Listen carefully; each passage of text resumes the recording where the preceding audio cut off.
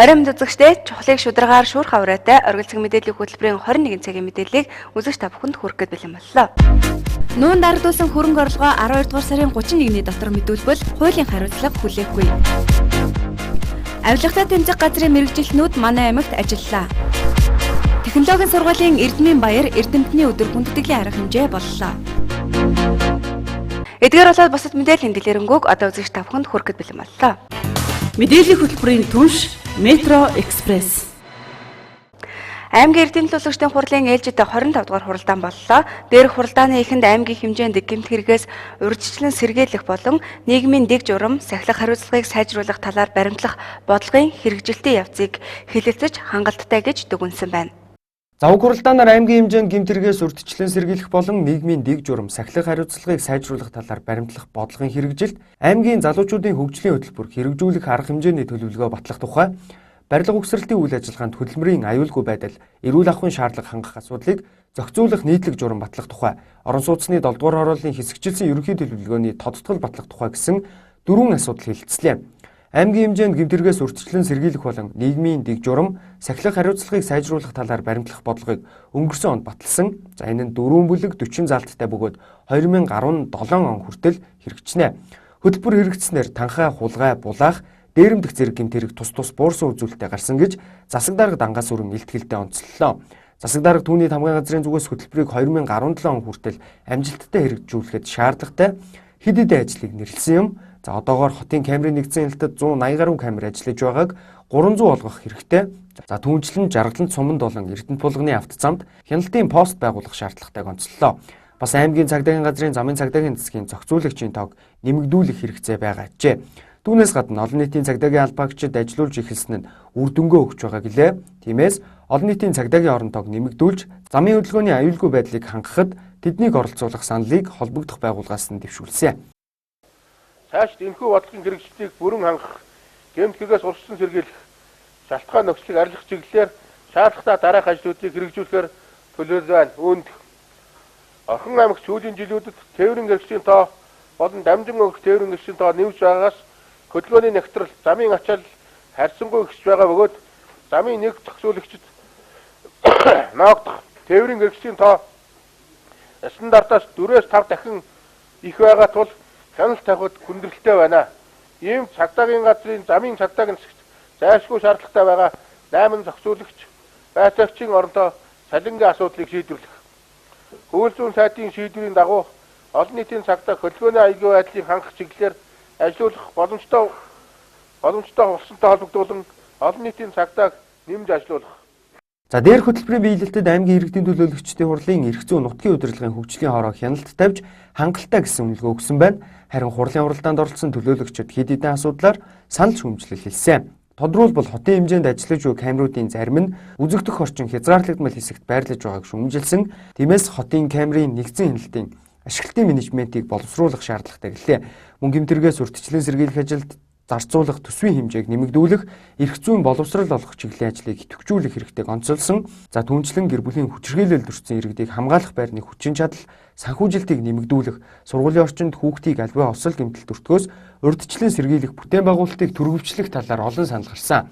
Мөн энэ үеэр төлөөлөгч Чулуунбат манай аймагт үйл ажиллагаа явуулж буй PC тоглоомын газруудыг хаах шийдвэр гаргах санал гаргасан нь баггүй маргаан дагууллаа. За учир нь аливаа бизнесийн үйл ажиллагааг зогсооход тодорхой үндэслэл хэрэгтэй гэж нэр бүхий төлөөлөгчид үзсэн. Энэ өнөөдрийн хүртэл бол хэн ч одоо энэ талаар толгоо ашиглаж ажил хийхгүй байгаа. Энд хэн ч хэрэгтэй байна гэдэг юм ярихгүй байгаа.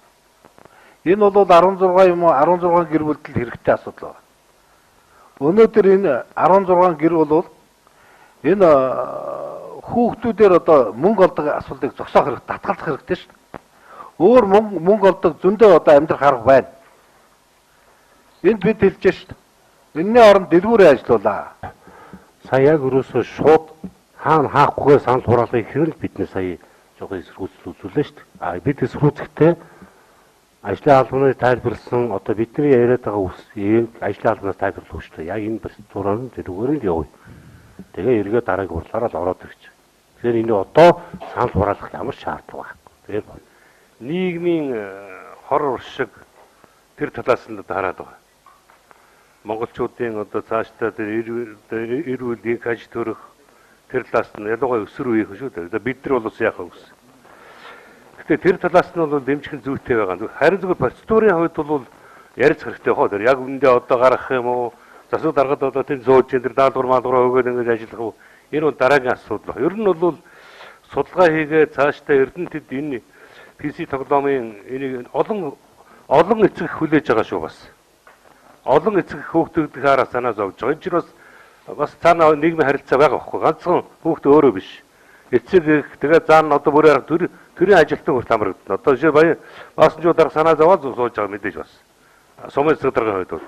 Ингээд цаана нийгмийн олон харилцаатай холбоотой ийм асуудал л да. Тийм учраас эндээс яаж одоо бол шийдэхгүй байж болно. Гэхдээ тодорхой хугацаанд одоо судлаад энд эргэж хурлаар оруулж ирээд энэ хилцэх нь ер нь зүйтэй л гэж бодож байгаа. За манай аймагт PC тоглоомын 16 газар үйл ажиллагаа явуулдаг. Тиймээс энэ асуудлаар судалгаа хийж аймгийн иргэдийн төлөөлөгчдийн уралд иргэн мэдээллийг засаг даргад үүрэг болгосон юм. Харин аймгийн хэмжээнд гэмтэргээс урьдчилан сэргийлэх болон нийгмийн дэг журам, сахилах хариуцлагыг сайжруулах талаар баримтлах бодлогын хэрэгжилтийг төлөөлөгчдийн олонх нь хангалттай гэж үнэллээ. Энэ гарч байгаа шийдвэр дотроо, тогтоол дотроо аймгийн засаг даргад чиглэл өгөх хэлбэрээр энэ асуудлыг нь одоо та бүгдийн хэлээд байгаа чинь нэг дарга би нэг таамаг бид нар энэ чи яриад засаг даргын төвшөөрөл өгөхгүй судлуулад тэгээд одоо энэ асуудлыг цааш нь явуулах нь зүйтэй. Тэрнээс биш энд бол одоо хүмүүс асуудал шийдээ суунаа гэж бол байхгүй. За хуралдаанаар хилцсэн дараагийн асуудал нь аймгийн залуучуудын хөгжлийн хөтөлбөр түүнийг хэрэгжүүлэх арга хэмжээний төлөвлөгөөг батлах асуудал байлаа. За уг хөтөлбөр нь 6 бүлэгтэй 5 жилийн хугацаанд 2 үе шатаар хэрэгжин. За гол үзэл санаа залуу хүмүүсийг эрүүл, боловсралтай, ажил орлоготой байхад чиглэжээ. Үүнийг боловсруулах ажлын хэсгийн бүрэлдэхүүнд аймгийн засаг даргын хамгаалалт газрын нийгмийн хөгжлийн хилцэл тэргүүтээ төрийн байгууллагууд, оюутан залуучуудын чиглэлээр үйл ажиллагаа болдог байгууллагууд, аймгийн иргэдийн төлөөлөгчдийн урлын төлөөлөгчид зэрэг 15 хүн багтсан байна. За тэд судалгаа, хэлэлцүүлэг, бичиг баримт боловсруулах гэсэн 3 хэсэгт хуваагдсан ажиллажээ. Эдгээр багууд нь 10 сарын турш нийт 8 удаагийн хилцүүлгээр 640 залуугийн 1130 саналыг хөтөлбөрт тусгасан байна. Бид энэ оны 5 дугаар сараас эхлэн орон нутгийнхаа хэмжээнд засаг даргын захирамжаар ажлын хэсэг байгуулан аймгийн залуучуудын өмнө тулгамдж байгаа асуудлуудыг хүн амын нийгмийн бүлгийнх нь зөв оновчтой шийдвэрлэх арга замыг тодорхойлж Монгол улсын төрөөс залуучуудын талаар баримталж байгаа бодлого хөтөлбөрүүдтэй орон нутгийн бодлогыг уялдуулах, залуучуудын өмнө тулгамдсан асуудлуудыг шийдвэрлэхэд өөрсдийнх нь оролцоог хангах, хөгжих боломж олгоход чиглэсэн бодлогыг төлөвлөн хэрэгжүүлэх зайлшгүй шаардлагын үүднээс залуучуудын хөгжлийн хөтөлбөрийг боловсруулсан нь дээрх уриалгатаа нийцэж байгаа болно. За уг хөтөлбөрийн төсөлтөд танилцсны дараа төлөөлөгчид өөрсдийн байр сууриа илэрхийлсэн. За тодорхойлбол манай аймаг залуучуудын талаар баримтлах хөтөлбөрөө 2009 онд баталж байсан. За энэ нь 2016 он хүртэл хэрэгжих учиртай. Уг хөтөлбөрийн хугацаа дуусаагүй байхад шинээр хөтөлбөр боловсруулж хилцүүлж байгаа нь өрөөсгөл гэж үзсэн юм. За түнчлэн өнөөдрийн хуралдаанаар хилцүүлсэн хөтөлбөрийн төсөл нь бодит амьдралд хэрэгжих боломжгүй үндэсний өв уламжлалын талаарх асуудал бага туссан болно. За залуучуудын хандлагыг өөрчлөх талын заалт цөөн туссан гэж үзлээ. Мөн хөтөлбөрийн төслийг боловсруулсан багт бүх залуусын төлөөлөл багтаагүй байна гэсэн шүүмжиллийг хэлсэн юм. Би залуучуудын ажлыг дэмжинэ. Цаашиж дэмжсээр ирсэн дэмжигч болно.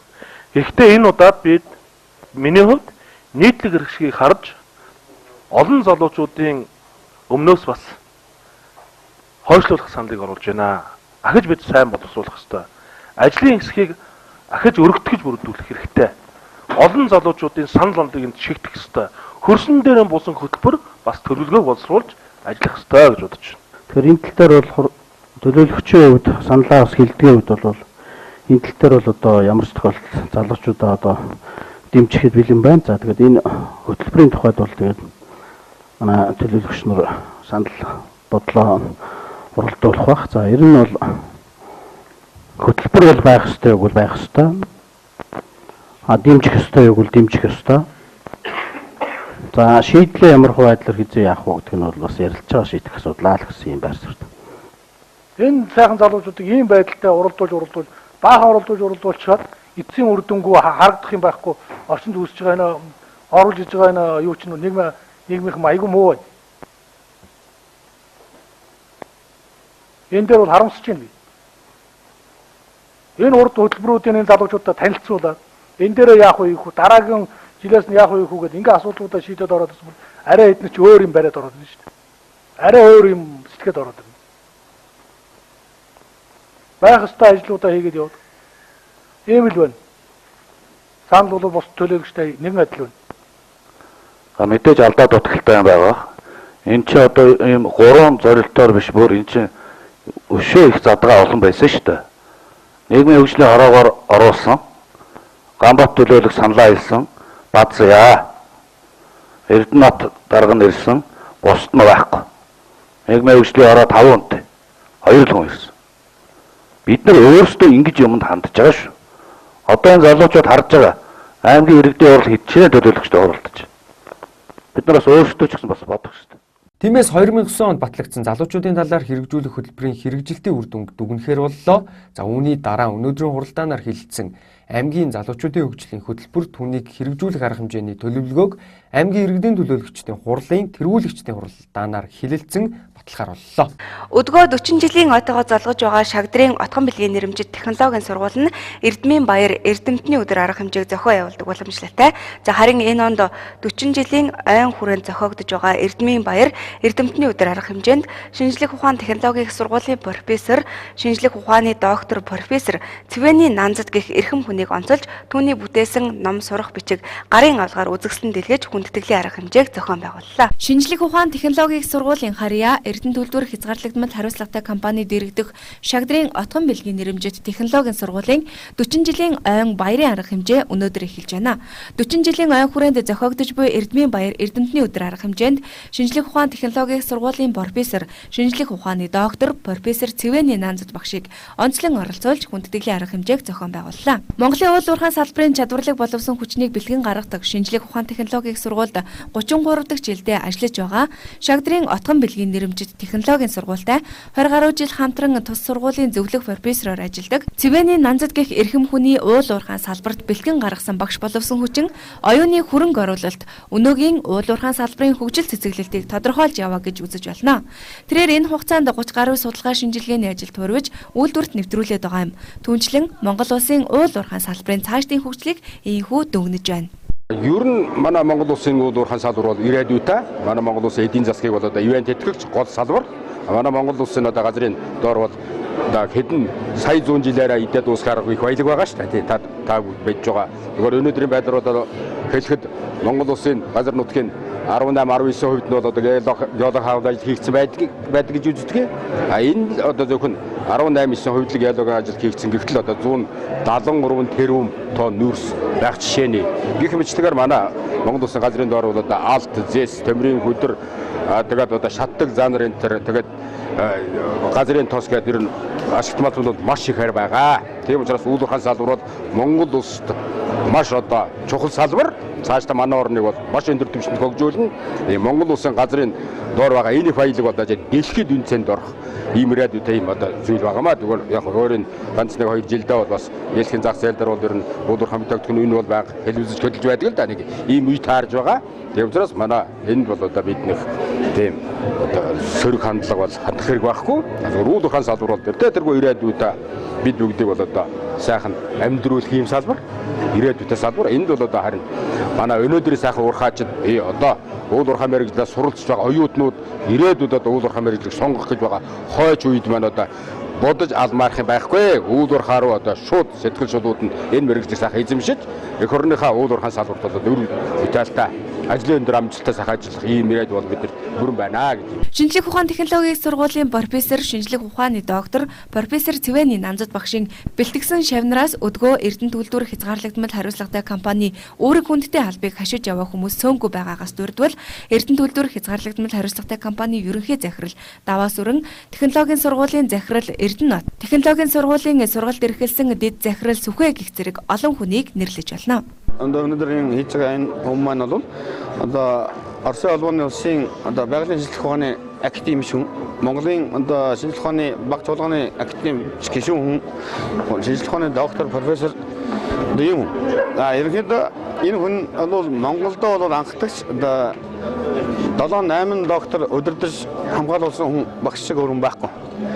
Тэр утгаараа тэгсэн нөгөө талаасаа бол Эрдэнэ дүүлдвэртэй одоо шинжлэх ухааны технологийн их сургуулийг Эрдэнэт үйлдвэртэй холбож харилцдаг гол хүний нэг. Үндсэндээ манай сургууль бол манай сургуулиар одоо дамжигддаг, манай сургуультай харилцаатай байдаг. Энэ уул уурхайн төлөө санаа зөргөн ингээд явцсан, ингээд байнгын ажилладаг. Тэгээд дээр нь шинжлэх ухаанд өөрийн гэсэн хувь нэмрээ оруулсан юм мундаг улсуудыг бас алдаршуулах юм арга хэмжээ хийдэг боломжтой. Тэгэхээр зэрэг одоо энэ хүний одоо ямар ч утгаараа гэсэн энэ асуудалтай өсөөгөө дагууд энэ дээ. Энэ нэгт юм албагддаг юм хүн баггүй да. Тэгэхээр зэрэг одоо манай багшид Эрдэнэт үйлдвэр заяараа хүлээмжшэрдэг юм. Тэгээд одоо манай Эрдэнэт үйлдвэрийн ерөнхий захирал маань бол манай энэ багшийн маань шав. Ерөнхий захирлын үйлдвэрлэлд ирсэн орлогч Даваасан буу захирал бас энэ хүний маань төрсөн ах шиг хүн байдаг. Тэгээд үеийн бүх одоо цэг эхэлцэн дарга нар бас манай багшийн шавнар зөндөө байдаг. Би ч өөрөө бас нэг шавийн нэг хэмжлэгээр ингээд үндсэндээ бол энэ хүний Эрдэнэт үйлдвэрт оруулсан хувь нэмэр бол асар их юм аа гэдгийг бас бид өнөөдөр сурчилж байгаа. Өнөөдрийн технологийн сургуулийн хүндэт цочноор шинжлэх ухааны технологийн их сургуулийн профессор, техникийн шинжлэх ухааны доктор Нанзад багш маань өргөдөж оюутан залуустай өөрийнхөө залуу багш нартай өөрийнхөө бас үйлдвэрлэл, эрдэм шинжилгээ сургалтын энэ туршлагаасаа одоо хуваалцаж Ахмад хүний хувьд одоо зөвлөж сурах одоо их олон зүйл бол байгаа. Оюутан залуу багш нар одоо сургуулийн хамт олон үйлдвэрлэлийн салбарт, шинжлэх ухааны салбарт, боловсролын салбарт олон жил мөрийн бүтээлд ажилласан Нанзад багшаас одоо суралцах зүйл их байгаа. Шагдрын утган бэлгийн нэрэмжит технологийн сургуулийн Эрдмийн баяр Эрдэмтний өдөр арга хэмжээнд өмнө нь төрийн шагналт шинжлэх ухааны доктор Баатар хүү, шинжлэх ухааны доктор Ган Жаргал, шинжлэх ухааны доктор Эрдэнэт үйлдвэр хувьцаат компани эдийн засаг эрхэлсэн орлогч захирал асан Болдбаатар Монгол улсын анхны ерөнхийлөгч Очир Батнаар оролцож байжээ. Аймгийн засаг даргын захирамжаар малчдын өвлжилтийн бэлтгэл ажилтай танилцсан байна. Мэдээллийн дэлгэрэнгүй хүл авч үзнэ. Аймгийн засаг даргын захирамжаар батлагдсан ажлын хэсэг малчдын өвлжилтийн бэлтгэл ажлыг шалгаж танилцах зорилгоор 12 чиглэл томилогдсон ажиллаж байна. За Жаргалан суманд 8 чиглэл, Баянөндөр суманд 4 чиглэл гарсан байна. Энэ жилийн зуншлаг оройтсноос бэлчээрийн өв сургамлын ургалт гүйцээгүй, мал тарах твэрэг бүрэн авч чадаагүй зэрэг онцлог нөхцөл үүссэн 2015-аас 2016 оны бэлчээрийн дааз багтаамжийн судалгааны дүнгээр Монгол орны нийт нутгийн 60% нь мал өвлжилт, хаваржилт хэвэн байх төлөвтэй хэдийч 40% нь малчид өөрийн сумын мал мал сүргээ онд оруулах бэлчээрийн боломж муу байгаа юм. Иймээс Орхон аймгийн малчид бэлчээр сайтай нутаг дотор нүдэлхийг нэмэгдэл тижэл бэлтгэх, малын тоог бууруулах зэргээр өвлжилт хаваржилтын ажлыг эртнээс анхаарах хэрэгтэй гэдгийг энэ үеэр уламжилж байсан. За түүнчлэн малчдад 10-аас 12 дугаар сарын урьдчилсан цаг агаараа мэдээллийг хүргүүлж малын вакцин тарилгад хамрагдсан байдлыг мөн шалгаж ажиллалаа. 3 тонн өвс бэлдсэн гэсэн үг тийм. Тижэл хужир мужир тижэл үлдэх юм одоо хадас дуусаагүй л байна. За болон дөө маахны айхтар их авдгүй ш тусдаг. Тижэл хужир мужир. Хужир нэг 2 тонн хужир авна. Бог нэг 20 бог орлуулах. Өвлжилтийн байдлыг харж байхад энэ нь бол малчд бол өвс хатлагаа бэлдэж байгаа юм байна. Саяны хэд оногийн бороноор болсон хатлагын юу явцвал жоохон түр хоошлогдсон байна. Малчд түмэн гарсан одоогор бол санал шүүмжлэл алга байна. Ямар ч зүйлс өвлжилтийн бэлтгэлээ бол хангана гэсэн байдалтай байна. Өвлжилтийн байдалтай эх оны өвлжилттэй холбогдлоо малчд бол бидний болох мала тарах хүчин сайн хулгай.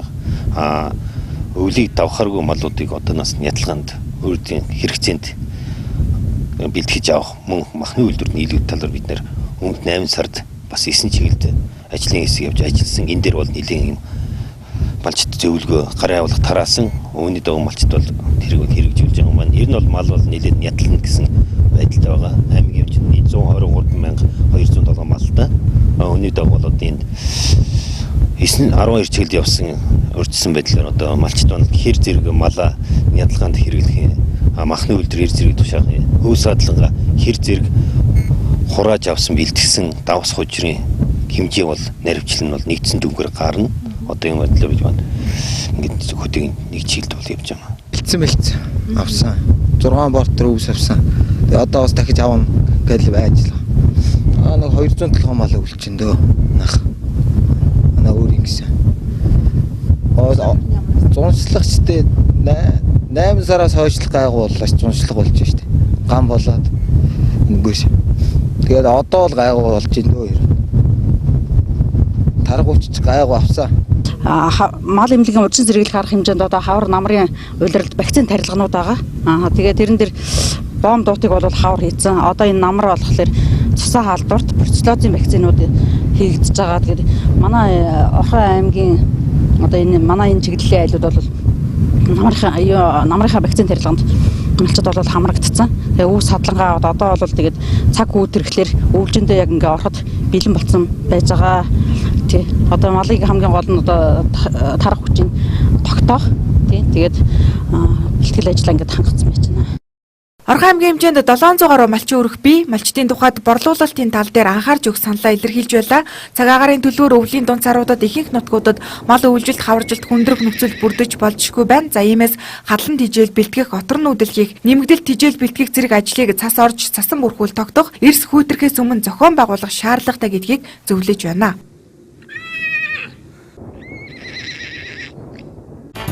Мэдээллийн хөтөлбөрийн түнш Метро Экспресс. 10 дугаар сарын 1-ний өдрөөс буюу өнөөдрөөс эхлэн эдийн засгийн ил тод байдлыг дэмжих тухай хууль хэрэгжиж эхэллээ. Тодорхойлбол эргэн танд нуун дарагдуулсан хөрөнгө орлогын мэдүүлэг байгаа бол өнөөдрөөс эхлэн улсын бүртгэл шинээр бүртгүүлбэл ямар нэгэн хуулийн хариуцлага үүрэхгүйгээр хууль ёсны дагуу дахин үйл ажиллагаагаа эхлүүлэх боломж бий болж байна гэсэн үг юм а. Нэмэн үртгийн албан татварын тухай шинэ хууль болон эдийн засгийн ил тод байдлыг дэмжих тухай хууль, хадгаламжийн хүүнээс татвар авах зэрэг хуулиуд өнгөрөгч 8 дугаар сард батлагдсан. Нэмэн үртгийн албан татварын тухай шинэ хууль эх оны 1-р сарын 1-ээс хэрэгжиж эхлэх бол эдийн засгийн ил тод байдлыг дэмжих тухай хуулийн хэрэгжилт өнөөдрөөс эхэлж байна.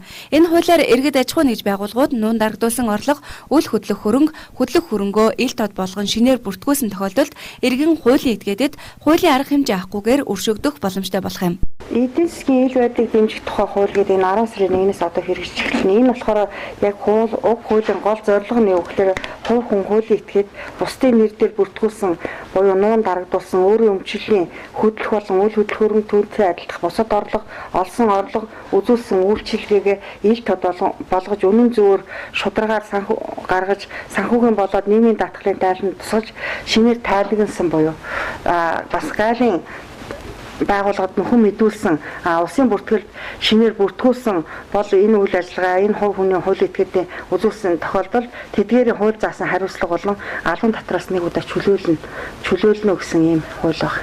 Шинээр одоо өөрийнхөө орлогыг хөрөнгө орлогоо одоо үзүүлсэн ажил үйлчилгээгээ мөн одоо гайлын мэдүүлэг эдрээр шинээр мэдүүлээд одоо түрүүнд нь одоо ерөөсөн мэдүүлэг өнөө дарагдуулсан байсан зүйлсээ шинээр мэдүүлсэн бол одоо шууд татварын хувьд бүх татварууд шүү дээ тийм ээ аж ахуй нэгж хүн ам юу татварын ерөнхий хууль нэмэгдсэн үртгийн албан татварын хууль энэ татваруудын хувьд бол татварыг чөлөөлнө, хариуцлагыг бас чөлөөлнө. Нийгмийн даатгалын хувьд бол шинээр одоо цалин ба түүнтэй адилдах орлогоо шинээр мэдүүлээд тэр хүмүүст олгосон цалингаас тавьсан шимтгэл тооцоо гаргаад ирэх юм бол шимтгэлийн төлөвлөлээд хариуцлагыг чөлөөлнө гэсэн ийм хууль бодлого гарч ирж байна. Эдийн засгийн ил тод байдлыг дэмжих тухай хууль 12 дугаар сарын 31-нд хүртэл хэрэгжих бөгөөд иргэд өнөөдрөөс эхлэн нуун дарагдуулсан хөрөнгийн материалаа цахим хэлбэрээр болон цаасан хэлбэрээр татварын хэлтэст хүргүүлэх боломжтой болж байгаамаа. Мөн уг хуулиас гадна аж ахуй нэгж байгууллагуудын хүлээлтийг нэлээдгүй үүсгэж байгаа нэмэн үртгийн албан татварын тухай хуулийн хэрэгжилт ч анхаарал татаж байгаа. За татвар төлөгчид буюу иргэн аж ахуй нэгжүүд нийт төлсөн нэмэн үртгийн албан татварынхаа 20%, худалдан авалтын үнийн дөнгийнхээ 2%-ийг урамшуулал суглаа байдлаар буцаа авах журам эх оны 1-р сарын 1-ээс хэрэгжиж эхэлнэ.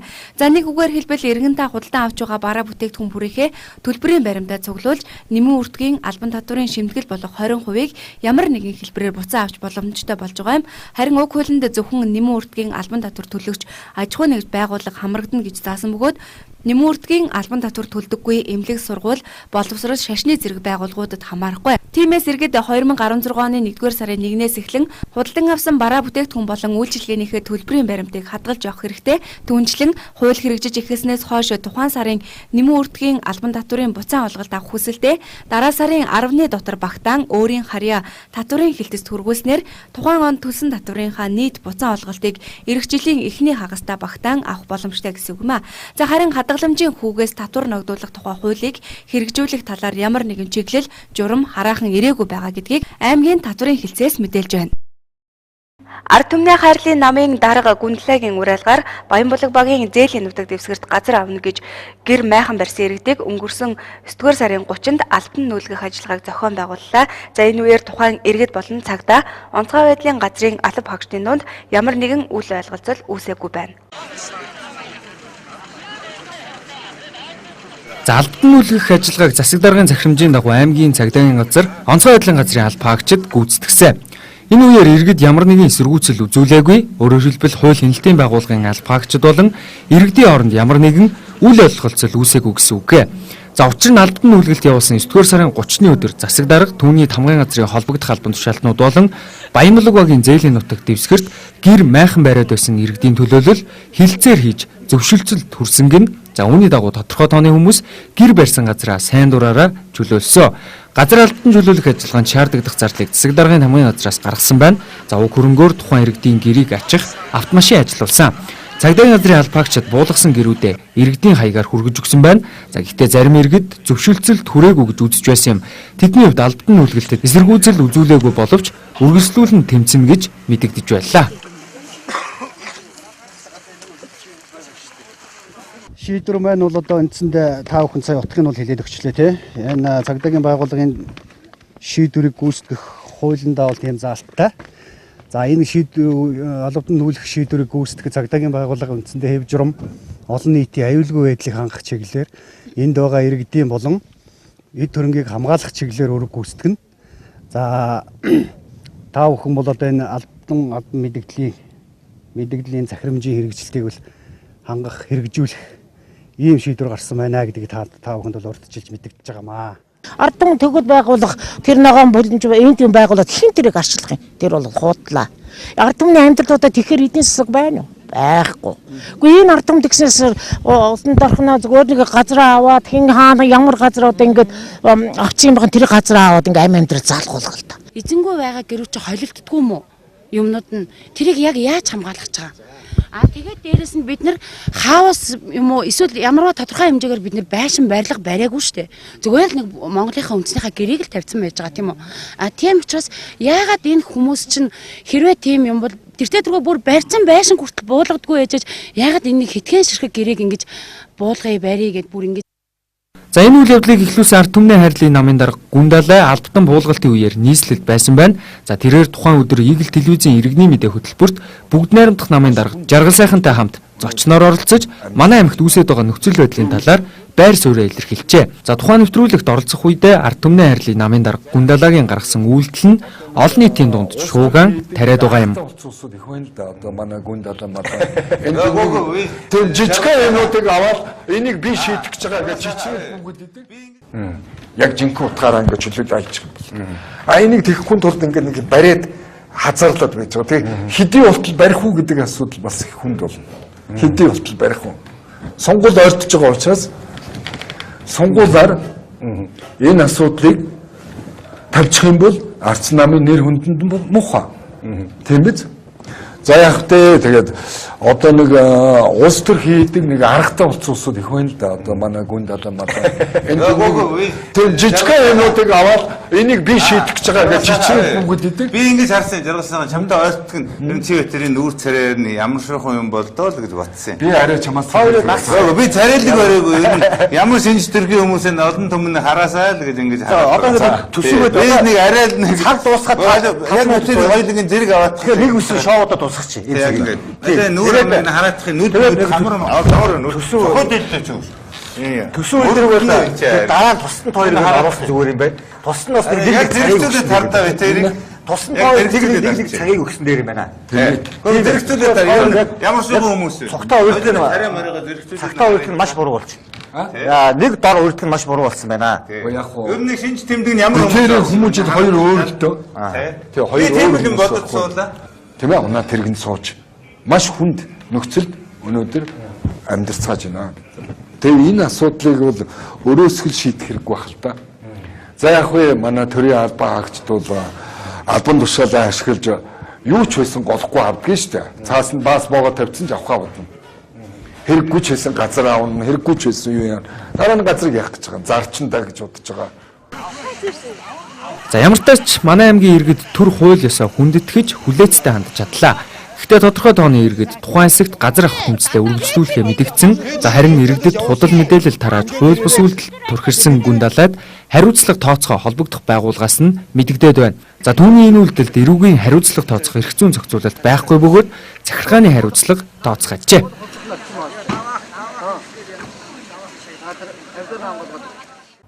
Авилгатай тэмцэх газрын мэрэгжилтнүүд манай аймагт 2 өдрийн турш ажиллалаа. За авилгатай тэмцэх хууль тогтоомжийн хэрэгжилттэй танилцах, мэдүүлэг гаргагчдад хууль тогтоомж сурталчлах, зөвлөмж хүргүүлэх зорилготой сургалтыг төрийн болон төрийн өмчөд аж ахуйн нэгж байгууллагын удирдах ажилтнууд болон албан хаагчдын дунд зохион явууллаа. Авилгатай тэмцэх газрын хяналт шалгалт дүн шинжилгээний эхэлсээс орон нутгуудад ажиллаж байна. За манай аймагт ажиллах үеэр аймгийн иргэдийн төлөөлөгчдийн хурал болон аймгийн засаг даргын тамгын газрын удирдлагуудаас гаргаж байгаа шийдвэр захирамж тушаалууд нь хууль тогтоомжид нийцэж байгаа эсэх, ялангуяа ашиг сонирхлын зөрчлийн хуулийн хэрэгжил ямар төвшөнд хэрэгжиж байгааг болон нийтийн албанд томилогдохоор нэр дэвшиж буй иргэдээс хувийн ашиг сонирхлын үржилсэн мэдүүлгийг мэдүүлэх хуулийн хэрэгжилтэд хяналт шалгалтыг явуулсан байна. Харин тус шалгалтын дүнг иргэн мэдүүлэх юм байна. За мөн авилгатай тэмцэх газрын мэрэгжилтнүүд дээрх хяналт шалгалтаас гадна аймгийн хэмжээнд 3 чиглэлд сургалт зохион байгууллаа.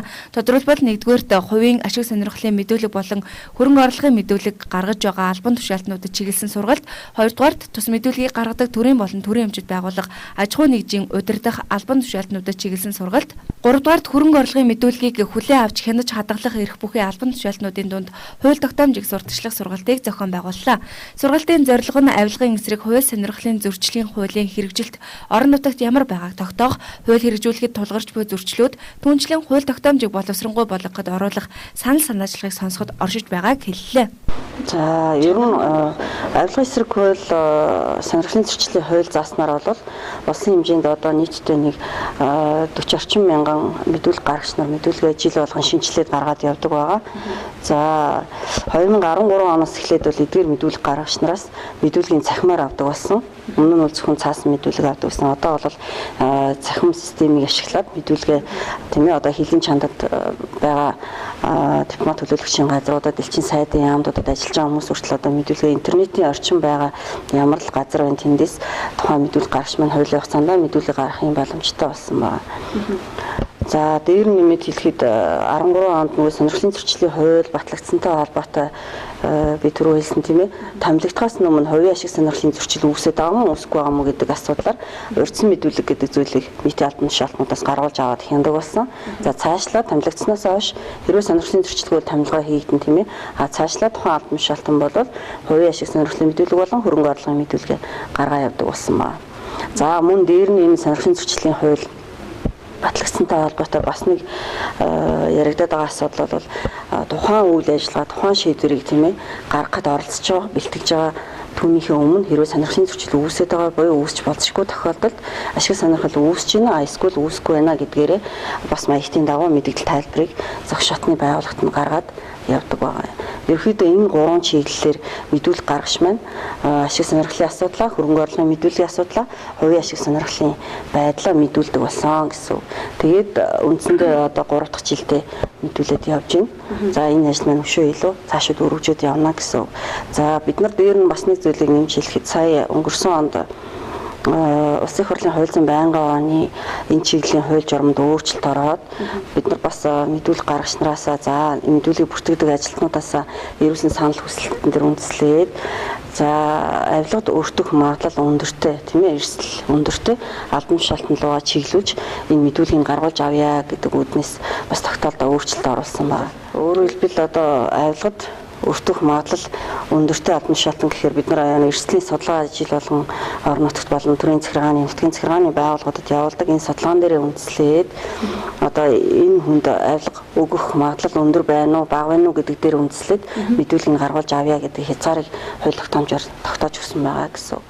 За хөрөнгө орлогын мэдүүлгийг 2008 оноос хойш цаасаар авч эхэлсэн бөгөөд 2013 оноос эхлэн хөрөнгө орлогын мэдүүлэг болон хувийн ашиг сонирхлын мэдүүлгийг цахим хэлбэрээр авч эхэлснээс хойш төрийн болон төрийн өмчит аж ахуйн нэгж байгууллагын албан тушаалтнууд дээрх мэдүүлгийг цаг тухайд нь шинжилэн гаргаж өгөхөд идэвхтэй оролцдог болсон гэдгийг хэлж байна. За нэг жишээ дурдахад 2014 онд хувийн ашиг сонирхол хөрөнгө орлогын мэдүүлэг гаргуул зохиох албан тушаалтнуудын 99% нь мэдүүлгээ цаг тухайд нь журмын дагуу өгч байжээ. За өөрөөр хэлбэл улсын хэмжээнд 2 албан тушаалт нь зөрчилтэй байсан гэсэн үг. За орон нутаг дахь авилгатай тэмцэх хуулийн хэрэгжилтэд танилцах энэхүү сургалтыг нийт 8 аймагт зохион явуулсан бөгөөд цаашид 7 аймгийн албан тушаалтнуудыг тус сургалтад хамруулах юм байна. За хүн намыг дэмжих Орхон аймгийн иргэд салбар хороогоо байгуулсан байна. Мэдээллийн дэлгэрэнгүй хүлээн авч үзнэ. Хөдөлмөрийн үндэсний нам нь Монгол улсаа тэмүүлэлт хөгжлийн шин нэрэнд гаргаж, Монгол хүнийг унган байгаль эрх зүйд төр ёс зүйд нийгэмд ад жаргалтай амьдруулахыг эрхэм зорилгоо болгон улс төрийн нам болон байгуулагдсан. Тус нам нь одоогоор 2000 гаруй гишүүд дэмжигчдтэй болсон байна. За иргэдийн сайн дурын санал санаачлаг 21 аймагт өрнөж байгаагийн нэг илэрхийлэл Орхон аймагт хөдөлмөрийн үндэсний намын хороо байгуулагдсан. Орхон аймгийн иргэд хөдөлмөрчид Монгол хүний төлөө хүн намынхныг талархан хүлээн авч аймагт тулгамдсан асуудлууд хүний хөгжлийн талаар бодлогоо боловсруулан ажиллахаар болж байна. Энэ намд маань салбар өөрийн чадварлаг мэрэгчлэтнүүд эрдэмтэн судлаачид бас олноороо орж ирсэн явдал онцлог байлаа. Сонгуульд Монгол улсыг хөгжүүлэх шинэ концепц бодлого төлөвлөгөөтэйгээр орох болно. За энэ стратеги бодлого төлөвлөгөөг боловсруулах чадварлаг залуучууд, олон улсын хүчнүүдэнд нэгдэж байгаад маш их баяртай байна. Нэлээд хүн рүү чиглэсэн, хүнийг дэмжсэн, салбарын төлөөлөлсөн залуучуудынхаа хүчийг бас харж үзсэн хүн төвтэй юм ном, шинэ ном байгуулагдаж байгаад бол талархалтай байна. Ард иргэдийн одоо энэ их туйлдаа хүрсэн үед одоо энэ шинэ хүчин одоо хүнээд эдэлсэн одоо хүн төвтэй энэ намд одоо гарч ирж байхад бид нэр баяртай байна. Хөдөлмөрийн үндэсний намыг яагаад сонгох болсон шалтгаан гэвэл одоо Монгол оронд маань одоо эдийн засаг, улс төр ямар байдалд хүрв? Монголыг одоо удирдах байгаа хоёр намын хүчин маань бас өнөөдөр бидний итгэлийг дагаад ингээ 25 жилийн хугацаанд явсан болж манай өнөөгийн байдал одоо бид нар залуус бидний донд үнэхээр хүнд болж байна. Эдийн засгийн хямрал болж байна. Тийм учраас яг энэ цаг үеийн болсон энэ нам маань гарч ирсэн учраас энэ намын маань үзэл баримтлал яг хүнийг хөгжүүлэх гэдэг утгаараа би энэ намыг одоо өнөөдөр сонгож ингэж хэлсэж орж байна. 2016 оны бүх шатны сонгуульд хүчтэй иргэд дэмжигчдийнхээ оролцоотой оролцож Эрдэнэ хотоо хөгжүүлнэ гэдгийг онцоллоо. Монгол үндэстний хөгжлийн хүн дэд үзлийг баримтлан хүнээ хаарлаж, хүнээ хамгаалж, үндсэнийхээ дээшлүүлэх замаар орчин цагийн шинэ Монгол хүнийг төлөвшүүлнэ. За хүн дэд үзэл нь Монгол хүнийг идэх хоолтой, орох оронтой, эрүүл байх, сурч боловсрохоор хангагдсан, хүрлцгүйд орлоготой байлгахыг хэлнэ гэдгийг онцолж байна. За нийгмийн хөгжлийн явцад Монгол хүнийг хаяхгүй, үнгүүдүүлэхгүй, орхихгүй байх хүн намын хүсэл бол хүн дэд үзлийн цөм юм гэдгийг энэ үеэр онцлон хэлсэн юм а. Баярлалаа үзэгчдээ. Өнөөдөр Орхон аймагт болж өнгөрсөн онцлог үйл явдлуудаас иргэдийн санал хүсэлтийн дагуу түргэн шуурхай үнэн бодтойгоор мэдээлэл бэлтгэн хүргэлээ. Хөтөлбөрийн төгсгөлд ус цагуур орчны шинжилгээний албанаас ирүүлсэн маргааш өдрийн цаг агаарын мэдээллийг хүлээн авч үзээрэй. Таны маргаашийн ажил бэст амжилт хүсье.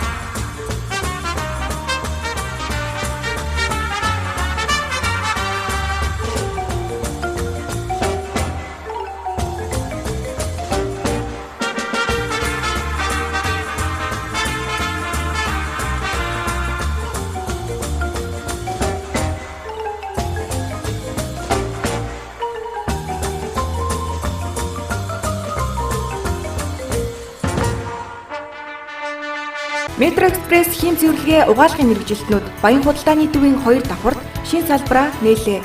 Бид танд хамгийн чанартай үйлчилгээг үзүүлнэ.